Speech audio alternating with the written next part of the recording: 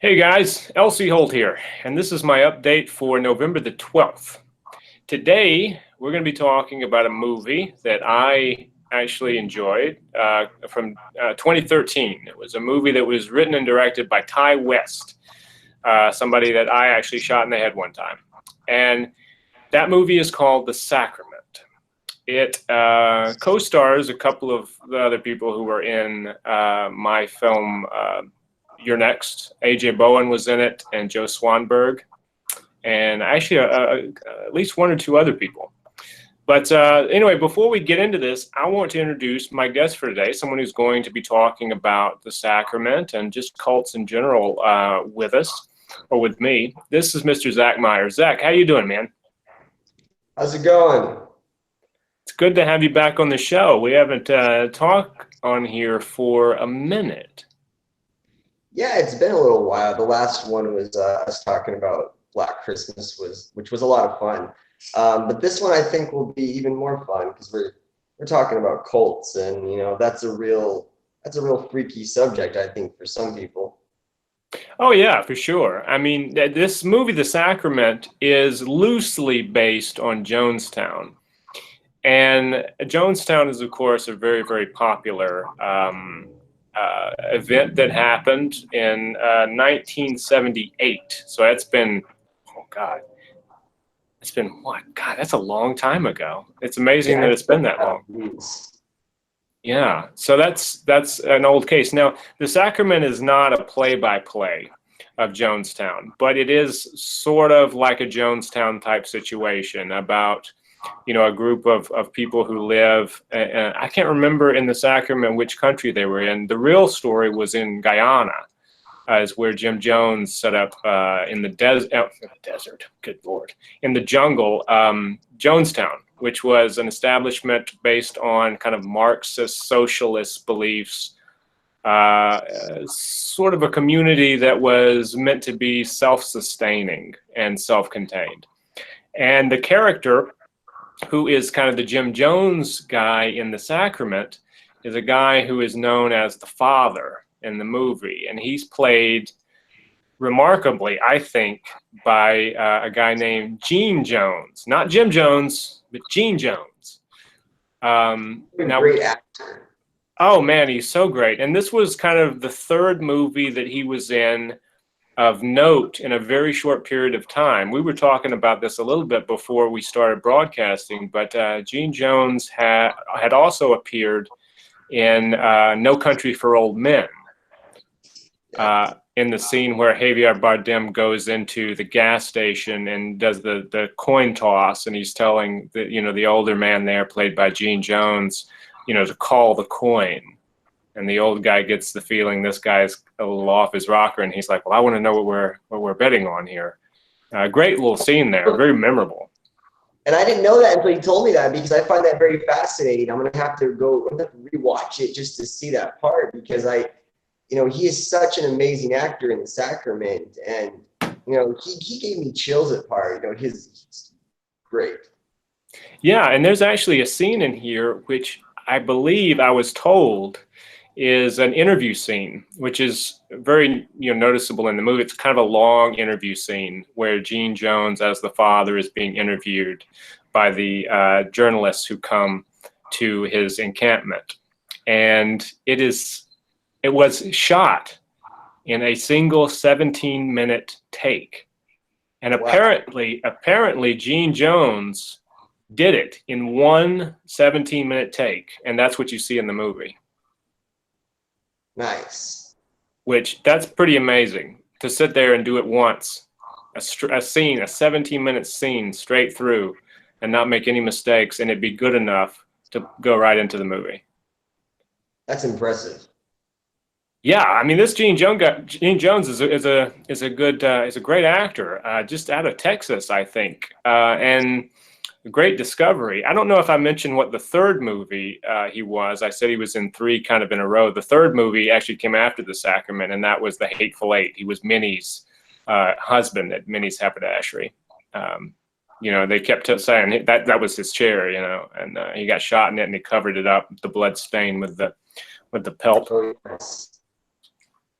But anyway, cults in general is something that's always interested me.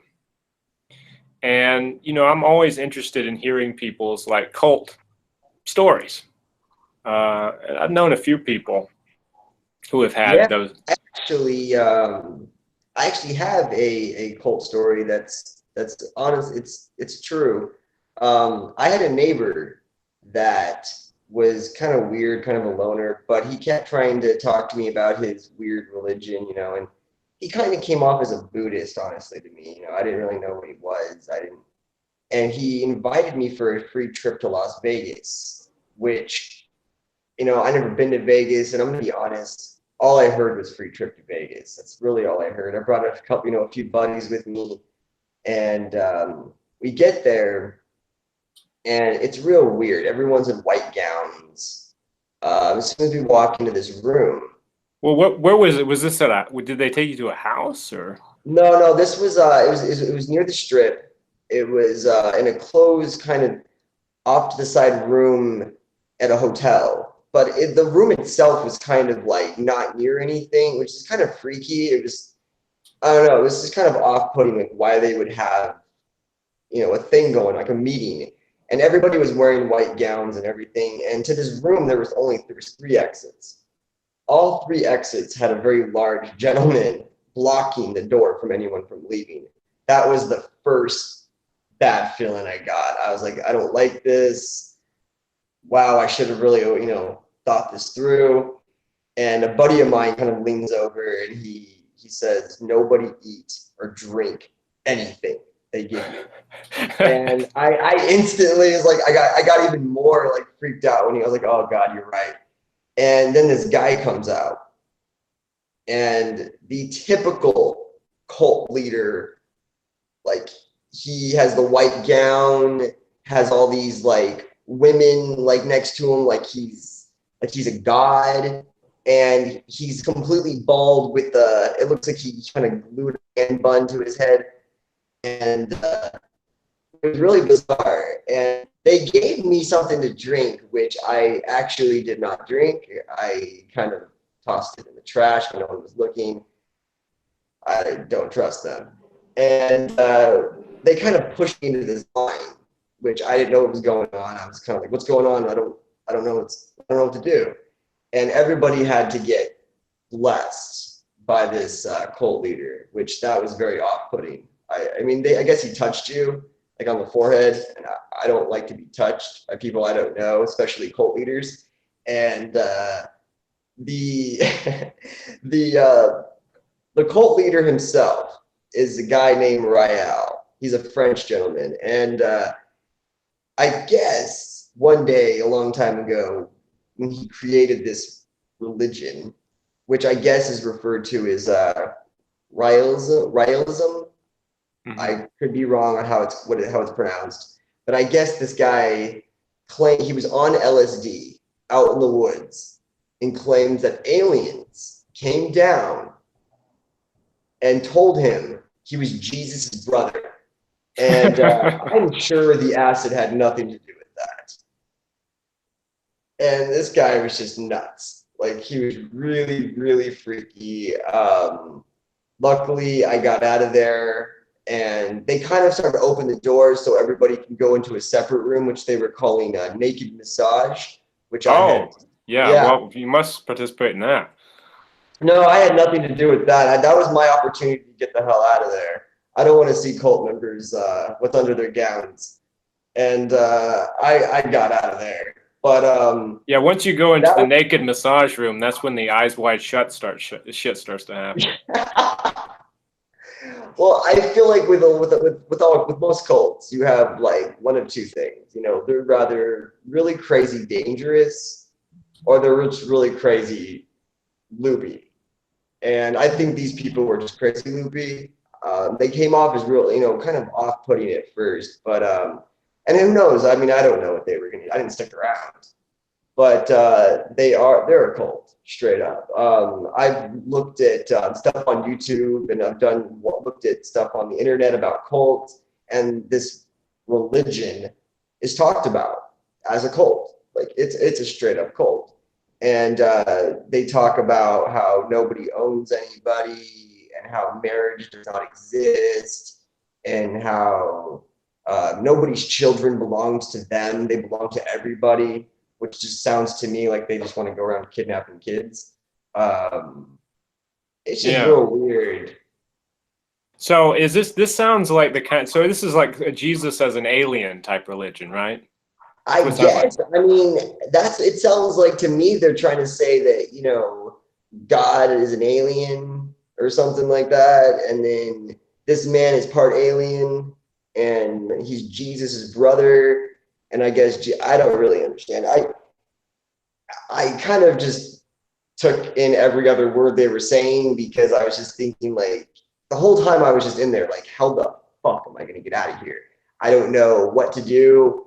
I'm literally panicking on the inside because I all that kept playing in my head was that they were going to make me wear a pair of Nikes and make me drink some poison with some applesauce, and it's going to be Heaven's Gate all over again. I just saw that coming, and it just freaked me out.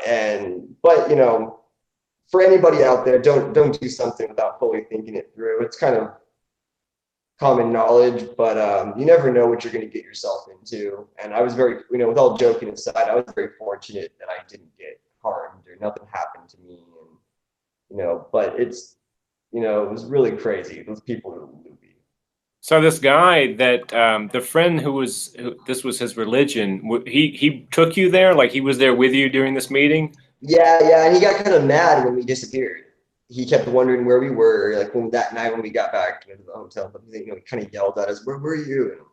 And my friend kind of muttered, like, mad because you couldn't brainwash us. And I mean, we shouldn't have really gone, but it was too. I'd never been to Vegas, and I really wanted to go. I was, I'm 30 years old now, and it was right when I turned 18, and so I was, kind of, I didn't really care. And I look back on it now, I really should have cared because that was a really sketchy situation that I put myself in. Yeah. Well, was the trip to Vegas predicated on, okay, we're going to go there to see this guy talk, or did he just kind of spring it on you?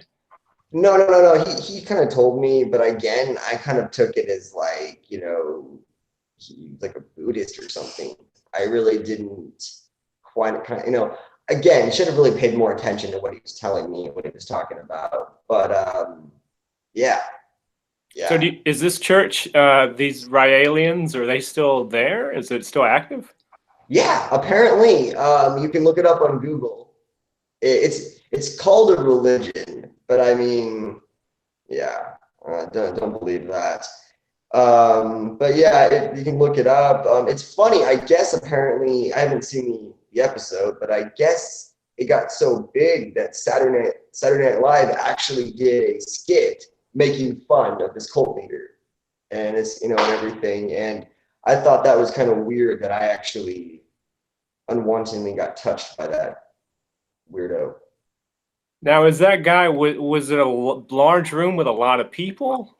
Oh yeah, there was like easily 50 to 60 people in white robes, and they were passing around this like liquid, this kind of like Kool-Aid type substance, which really freaked me out. That's not I was like, really? They have to be the stereotypical cult passing around white, with white gowns passing around Kool-Aid.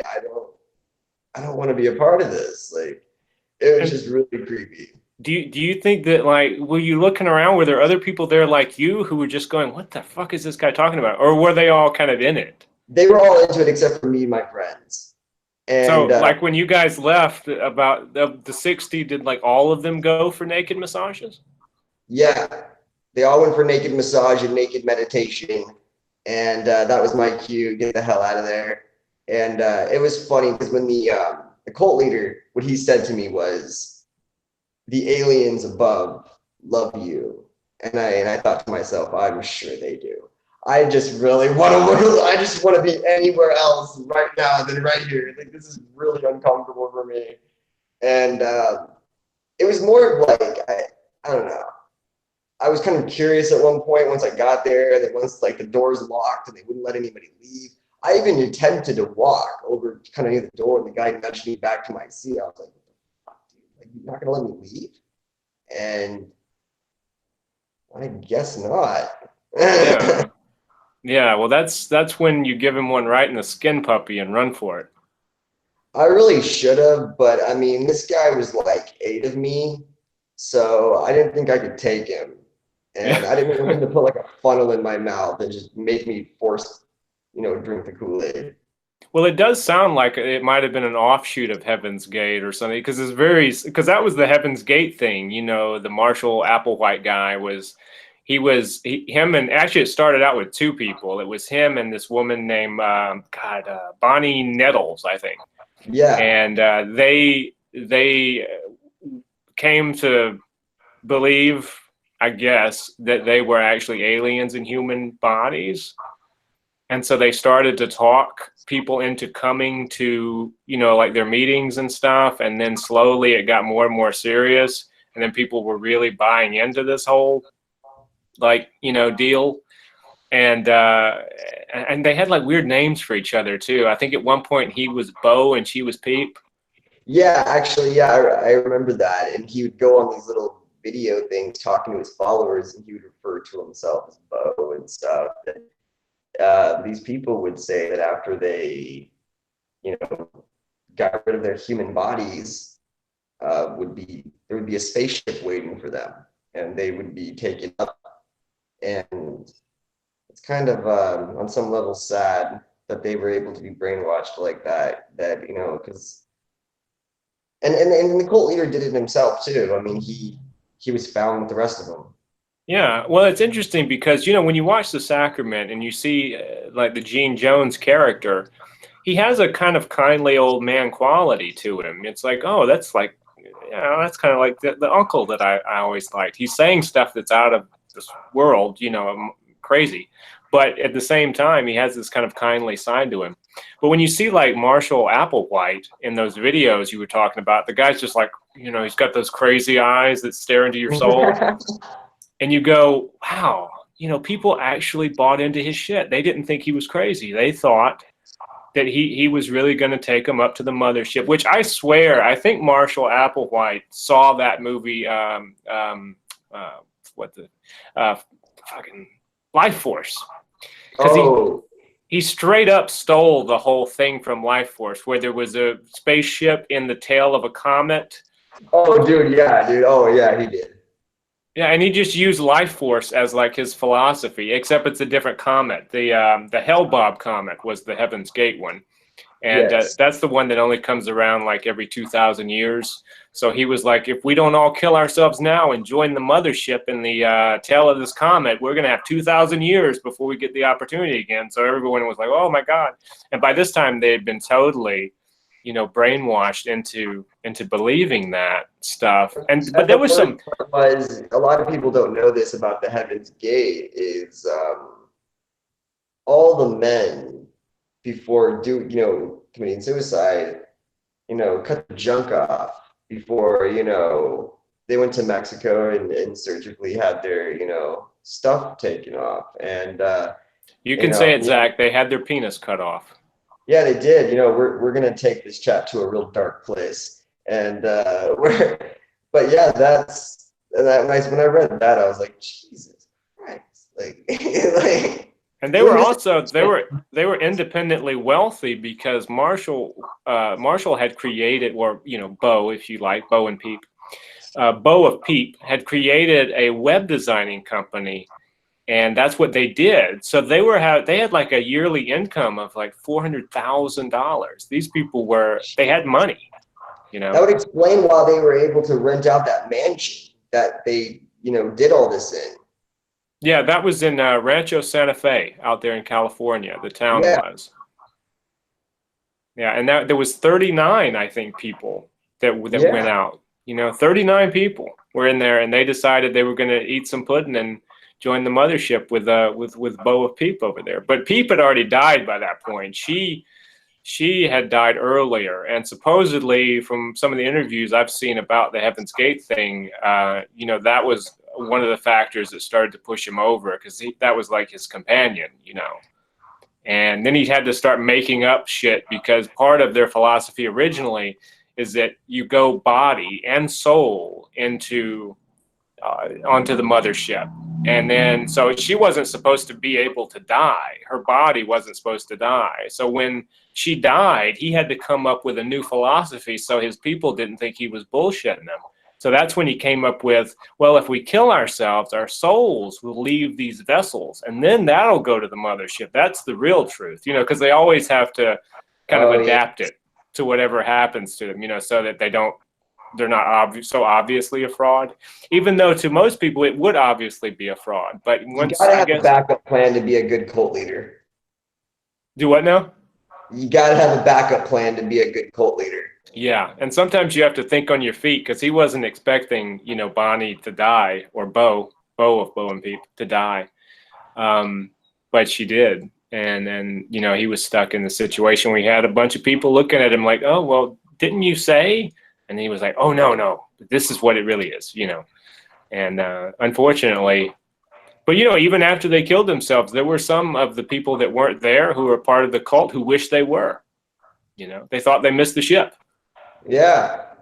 And, you know, they were the lucky ones. You know, I would have rather missed that ship.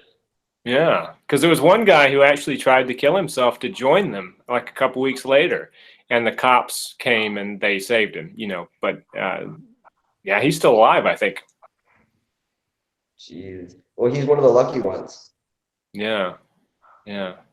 But I know that Marshall Applewhite, he actually taught college in the state where I'm from. He taught in Alabama, at the University of Alabama. I think he was a music professor originally before he became, you know, a space alien. And he taught there, and he actually got fired because I don't know if they caught him or if there were allegations, but he was accused of having a sexual relationship with a male student. So I think one of the things that Marshall Applewhite had to always struggle with was, you know, his sexual orientation too. And I'm sure with that, you know, that and being an alien, you know, probably always was very conflicting for him.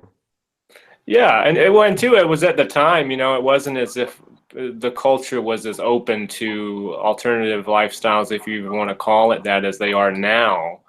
They didn't accept alternative aliens, you know, they just wasn't. Yeah. Yeah, I mean, they have their own bathrooms and everything. Do what now? See, now the aliens have their own bathrooms and everything. Oh yeah, I mean, I'm sure if you go to some campgrounds, you would find the alien bathrooms, particularly in your home state of Arizona, perhaps. Isn't there a lot of UFO sightings out there? Yeah, we have tons out here. Over there, I mean, well, over in Sholo, in the White Mountains and stuff, there's some pretty weird stuff. I visited, my wife and I visited Flagstaff a while back, and we saw some weird things in the sky. You know, we didn't know what it was or anything. Could have just been the air we were breathing there, toxic. But yeah, we just, you know, there's some weird things that happen here. And for me, personally, I stay inside most days. So I mean, I wouldn't know. But well, what's your opinion on UFOs in general? I believe that there might be something out there. I really do. I mean, there's, you know, it all can be fake, you know, but they're okay. Right now, they're not going to come down and beam us up and part of some weirdo religion. I'm just going to straighten that out right now. But, you know, there might be something out there, you know, and there might be other life forms on other planets and stuff. You know, who am I to say there aren't? Sure. Yeah. Well, I mean, I know someone who has sworn to me that they saw a UFO. They were driving at night and looked off into a field, and hovering above the field was a flying saucer, I guess, with lights and shit on it. And they said they lost time. And I was just like, wow, interesting. I don't know. I'm the kind of guy, I got to see stuff to believe it. And, you know, there's a lot of physics and science that seems to have prevented this sort of thing from being possible. But if a UFO came down and the ramp opened and Marshall Applewhite and all his Nike folks came marching out, I would probably go, okay, well, I guess UFOs exist.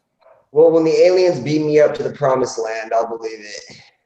Yeah, you'll have to tell Bo of Peep hi for me. I'll try next time they're in Arizona. Now, isn't there some sort of a phenomenon like called the Phoenix Lights, or am I just coming up with that? I think so. Yeah, there's been some crazy stuff all over Arizona. We have a lot of strange things here. There's also a monster that's been in Flagstaff. That's been, I don't even know the name of it, but there's more stuff happens in that area. I'm assuming probably because there's more woods. Where I live, all the trees die. But if you go further northern, north and up in Arizona, you get more pine trees and more aliens. Yeah. Well, it's interesting, that whole thing. It seems a lot of those cults, like the one you were talking about in Vegas, do revolve around it. The Jim Jones one didn't. I mean, they believed in a kind of religion, but it seemed to me maybe Jim Jones wasn't so much. He used religion a little bit, but more it was a social thing, it seemed. Like, we got to leave this horrible country and go and create a land of our own or a place of our own. That was like his thing. He started out in San Francisco, if I'm not mistaken. He created this thing called the People's Temple, which was an organization sort of in an inner city type area that maybe helped people a little bit when it was in the inner city. To really narrow it down, he got people who didn't have much and made them reliant on him. He took everything from them, and they had nothing, and they had no choice but to follow him and but believe in him. And some cult leaders do that too. They'll take everything from you, so you have no choice but to kind of, follow them and believe in them. Yeah, and that sort of thing. He definitely used God, I would say, to get them, because they saw hope in that. And then I think he sort of mixed religion and God up with his own social politics, and probably just the fact that he wanted to have control over people. He was somebody that obviously enjoyed manipulating and dominating people, even to the point of apparently, raping people and having unconsensual sex with young people. He liked control, Jim Jones. And he named the place Jonestown for a reason. It was supposed to be sort of his kingdom, I think, where he ruled like the king, There was actually over in Guyana, where it was, there's a town called Georgetown. And he's not, 100, I think, miles away from Georgetown. So he's like, they got Georgetown. Well, I'm going to have Jonestown. And that's where the name came from, But I'm joking, but ultimately it led to the death of 900 and something people. There are 1,000 people just about that lived there. And I think it was 914 of them died on the same day. And 300 of those were children.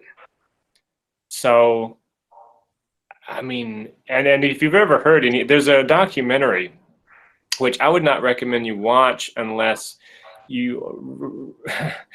it'll take the soul straight out of you. But it's this thing called Paradise Lost, and it's a really good documentary about Jonestown. And they play actual audio footage, because I guess Jim Jones liked the sound of his own voice so much that he recorded even right up to the end. And there's not footage, but audio that they play of him talking to the people as they were being given the Kool-Aid. And it's really like chilling, because you hear people screaming and you hear people arguing with him. And then you hear him say, basically, it's better to die than to live another day. So, give it to your children and all this. And it's just like, oh my God. That's horrible. Yeah. And there were people, as much as it was a mass suicide, I think there was a sense of it being a mass murder, because there was a lot of people who were arguing against it and were like, no. But what they did is that they gave the children the Kool-Aid first. And then the parents were watching their children die. and were like, well, I don't want to live without my children. And so they took it too. Yeah, and anyone who runs, they just gun down. Well, yeah, I mean, that's how it all started. There was a congressman named Leo Ryan who came down there, sort of like in the Sacrament, only, it was just the journalist in the Sacrament. But Leo Ryan brought like a couple people from NBC News, and he brought some family members who wanted to go and see what was going on with their people who were living there. And they were concerned, about why can't we contact our people? Are they trapped there? Are they being held there? So they wanted to go see their family members. So they all hopped on a plane with Congressman Ryan and flew down there. And there was a little bit of a negotiation before he could even go to Jonestown. I think they went to Georgetown first, where there was like a little house that Jim Jones owned that some people lived in. And they had to talk over the radio.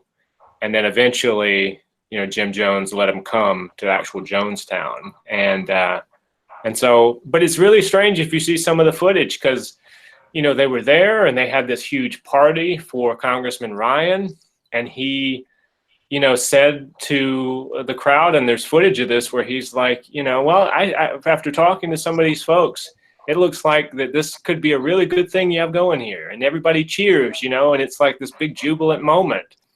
And it's weird to watch, knowing that not a day later, they would all be dead.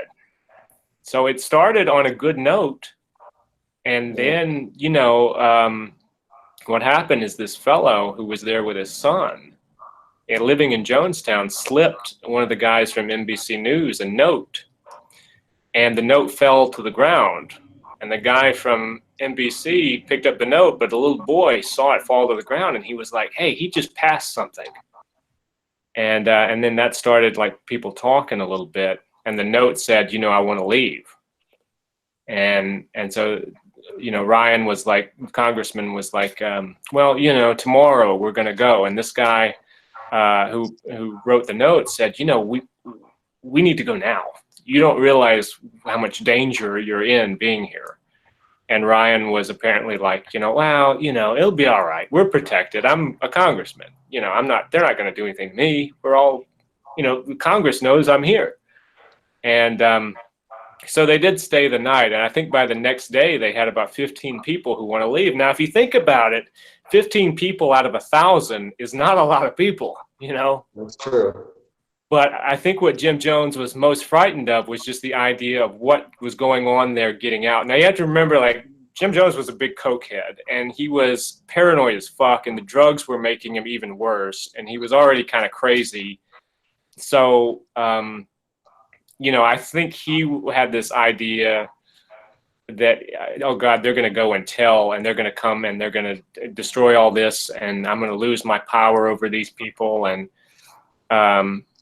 but I think that the moment that really kicked it all off is a guy who, I don't know if one of his family members was one of the 15 who wanted to leave, but he came up behind Congressman Ryan and grabbed him from behind with a knife to his throat.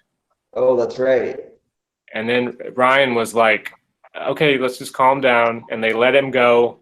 And at that point, he was thinking, okay, maybe I am in danger. We just need to leave. And so they jumped in the thing and they headed for the airstrip, And but by that point, Jim Jones was just like, he's had a knife to his throat. He's going to go back and tell people that this is dangerous. He's taking my people from me. So he goes into full fuckhead mode and starts to initiate two things, actually. He sends some of his people to the airstrip to kill Ryan. And then after that, he starts to initiate the, drinking of the Kool-Aid, because he's like, we're about to kill this guy, and they're going to come for all of you, and they're going to take all of you and kill all of you in revenge. So we're going to die before they have a chance to do that. And sadly enough, Ryan, the congressman, did actually get shot dead trying to board the plane, as well as two guys from NBC News and some other journalists. And luckily, some people managed to run off into the woods and the fields and stuff and survive. But yeah, Congressman Ryan, I don't think knew what he was getting into. He didn't realize how dangerous this thing was, obviously, because why would you go? Um, but yeah, man. I tell you, if you watch that Paradise Lost documentary, by the end of it, I mean, I wanted to It's drink the Kool-Aid. absolutely sad. Yeah. Um, but that's very much, and that's kind of what happens in the Sacrament. Only I had a friend of mine who didn't like the movie because she thought it should have been Jonestown. But I think the reason Ty did it the way he did it is so that he could have creative license. So you wouldn't just be tied down to the idea of doing Jonestown as a play-by-play. You could fictionalize it. Still pretty And I close can though. understand that, and I can also understand from your friend's perspective too, is the fact that it wasn't play by play, but it I most people that I've met said that they really enjoyed the movie, and it was pretty close to accurate, pretty close. Yeah. I mean, it has a little bit more of a dramatic. Well, I don't know if it's more of a dramatic ending than Jonestown was, but it has a different ending. Like the father, Gene Jones's character in the movie, dies differently than Jim Jones did in real life. Jim Jones actually was so cowardly that he wouldn't even shoot himself. He had someone else shoot him. Oh, okay. Yeah. So he was Didn't so know that. narcissistic. He was so narcissistic that he couldn't take his own life. So he was like, "I'll kill all of you, but could someone shoot me? I'm pussing out over here." Oh man, that's Yeah. sad. That's pathetic. Yeah, it is a horrible thing. And Jim Jones, I guess, we were talking about Marshall Applewhite earlier, and you see those crazy eyes and you go, how could anyone believe him? And I guess Jim Jones had just the old school religion on his side, and he had that sort of preacher thing. But I don't know. It's hard to say in hindsight, because you look at it and you go, I know what happened in the end, so this guy's obviously crazy. So I wonder if you had met Jim Jones before all of this, would you have been lulled in? Would you have gone, well, this is a charismatic guy? Because it's easy in hindsight to look at it and go, he was just fucking crazy. I wonder if he had some quality about him when you met him that made you think otherwise. Because obviously, who would move to Guyana with some wacko? I mean, I personally probably wouldn't have trusted him. I only say that because it's a very unfortunate thing that in religion, you have a lot of bullshitters. And I've been a magician for years. And so in a roundabout way, I know a bullshitter when I see one. And he just kind of came off to me right when the first time I saw videos of him preaching to people. He kind of came off as bullshit to me. But there are people out there that would look at him and think that oh, he's genuine. I see it as anybody who wants to spread anything on a religion isn't going to take all your money, because that's not what religion is supposed to be about. So he was real big on trying to take everybody's money, So I think anything like that is just kind of not a good thing. Yeah. Well, it is true, and a lot of religion, in terms of the cultish type thing, is very much about control. But like you say, it is also about money. Um, it's sort of interesting, though, to think about. So, do you remember you and I are both mutual admirers of James Randi? Oh yes.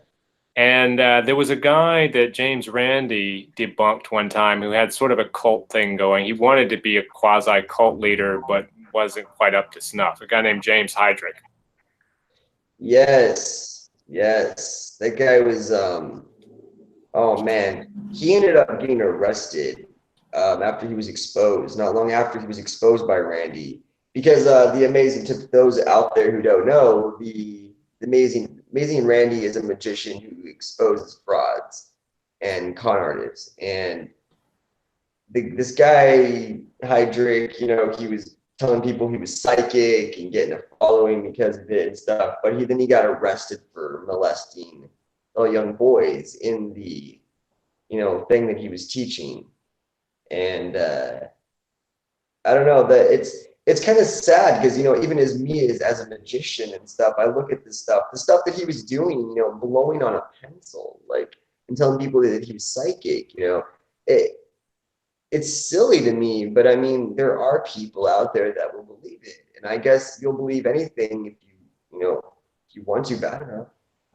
Yeah, which we should probably say that the way he would do these, because he was one of these that said he had powers from above. Like, I don't know. I think he used God, like Christianity, a little bit, but no, he was really influenced by, I guess he watched a lot of TV in the 70s and watched like Kung Fu. And so he wanted to be like a Shaolin monk. And he had this idea that this magical Shaolin monk had given him powers, psychic powers, and he could give them now to you. So you come and join his cult. But what he would do, what you were talking about, is he would like open up a phone book and just like that. Well, I'm not blowing, but that's what he would do. Well, it would just like that, and the phone book pages would riffle open. And he'd put like a pencil on the edge, right on the edge of a table, which they always do, and then like do this with his hands and the pencil would move.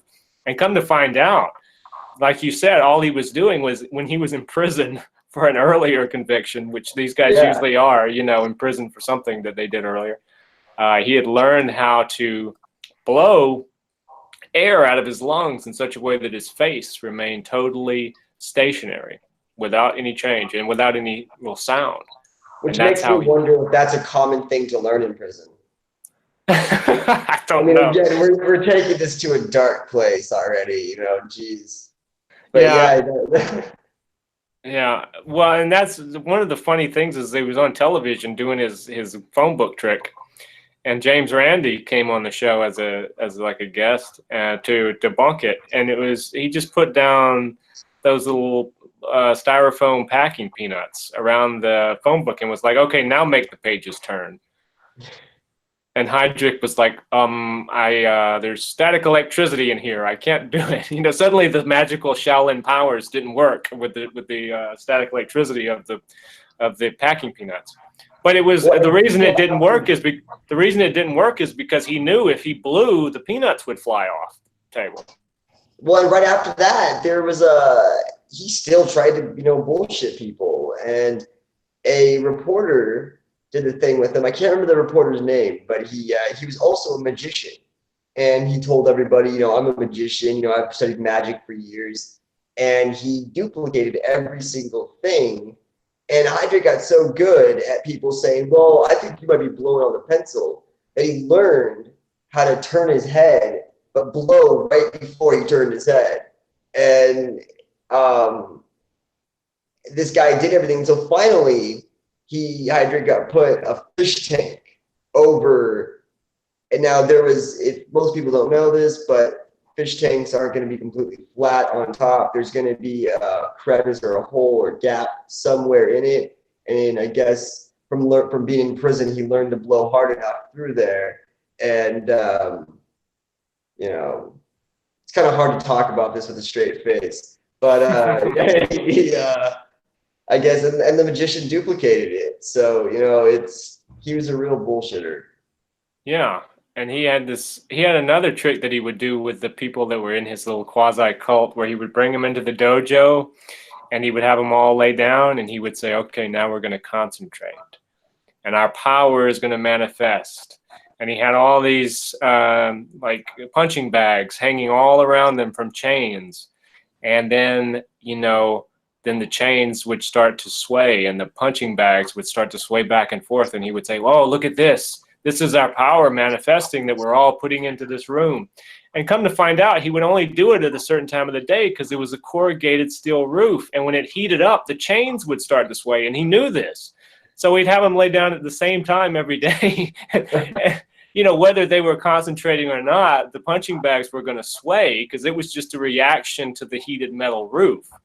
But Yes. I mean, stuff like that is what it's just simple tricks that people, if they present them the right way, and if the followers are susceptible enough and, dare I say, gullible enough, you can make people actually believe something because they want to believe it.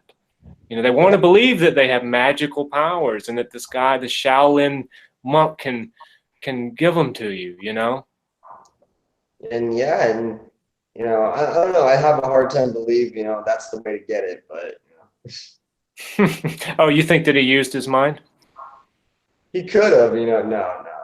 He just, learned to scam people and he wasn't that stupid. That was the one thing I would say. More like most cult leaders are. They're very intelligent people. Like just like Charles Manson. People act like, I mean, he was pretty crazy, but he was also very very smart too. So I don't know. It just kind of can go both ways. Yeah. Well, I guess you have to have a certain amount of, I don't know, maybe in Heydrich's case, he had some street smarts, where he knew how to run the con game. He knew how to run a good racket, and I bet when he was sitting in his gym and those punching bags started to sway one night, he was like, yes, I got one. I got my moment. Yeah. But anyway, he is now in prison for child molestation. And Yes. hopefully will stay there for a long time. He's practicing his blowing. So, hopefully trying to get better at it, I guess. Yeah, when he gets out, he'll turn some more, because it is kind of a useless trick. Like, if you had that magical powers, psychic abilities, wouldn't you do something other than turn the pages of a phone book? Totally. I mean, as a magician, I have magical powers, and my magical powers go as far as turning, changing the color of a playing card. But Yes. I can't enter it into a lock bolt or anything like that. That's too much. Yeah, yeah. Well, you need to work on your magical skills that are going to change the world, such as turning a pencil around on a table. Maybe I'll be a cult leader someday. I know. I can only dream. Well, on that note, it's amazing. We started this discussion on the sacrament, and then we started to talk about cults, which I guess makes sense. So what did you think, going back to the sacrament for a minute? So you enjoyed it. You would give it what? Oh man, I'd give it 10 stars, man. It was great. I loved it. I thought I liked Ty West's, interpretation on it. I thought everybody in it was great. Um, I've seen the movie at least 6 or 7 times, and it's one of those movies that I don't think I can get sick of. Yeah, I would say I would give it a high score as well. And I'm a big fan of Ty's work in general. I think he's a great craftsman. I think there are a Yeah. few filmmakers, like David Cronenberg is one, that they know how to just craft a really tight, sharp film. And their films feel a little different from other people's films, but they feel like that person. When you see a Ty West movie, you can go, well, that's a Ty West movie. Yeah, and I thought that AJ did do a really good job, especially during the whole interviewing scene and stuff. And so did Joe. He did a really terrific job. So it's all around just a good film. Yeah. Well, I would agree. And I think this was a pretty good discussion, even though we kind of went off onto the cults. But that was an interesting subject matter, and it seemed appropriate for this movie. I would say huge props to Gene Jones. I'm a big fan of his performance in that movie. Really great, underrated actor, and I hope to see him in a lot more stuff in the Yeah. future. Yeah, but well, anyway, Zach, this was fun talking to you about the movie and about cults. Yes, and for everyone out there, don't trust anybody in a white robe and a man bun. Yeah, if you go to Las Vegas and they offer naked massages, don't go into the other room. Don't do it. Especially if it's like big burly guys in white robes. Eyes white shirt time. Eyes white shirt. Freudian slip. Eyes white shut time. Anyway, so before I let anything else slip, Zach, thanks for joining me today. Thanks for having me. It's my pleasure. And I want to thank you guys for watching. And next week, we'll be back with more, probably another cool interview next week. So subscribe to the channel and turn on the notifications so you'll know when we're doing these things. And thank you guys so much. Take care of yourselves.